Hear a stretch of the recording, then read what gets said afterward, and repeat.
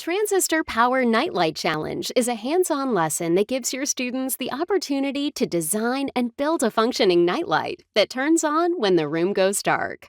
Along the way, they'll explore how transistors and photoresistors work and apply their creativity to design a custom housing for their circuit. Here's how to lead this lesson step by step.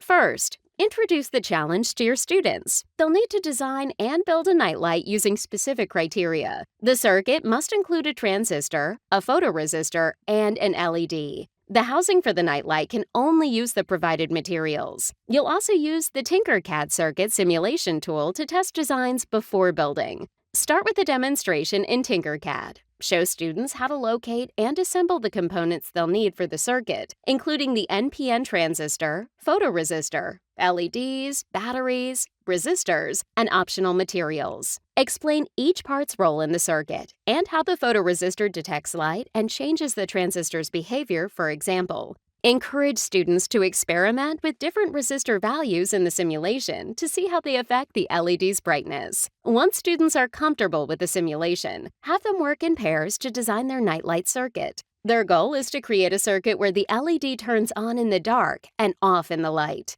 Remind them to pay attention to polarity and ensure connections are correct. Encourage them to troubleshoot issues and iterate on their designs. Testing and refining is part of the engineering process. After the simulation phase, it's time to build. Provide the materials for the physical circuit: LEDs, transistors, photoresistors, resistors, batteries, and connectors. If available, let students experiment with conductive Play-Doh or paper circuits to create their design. They'll assemble the components based on their simulated design, testing as they go.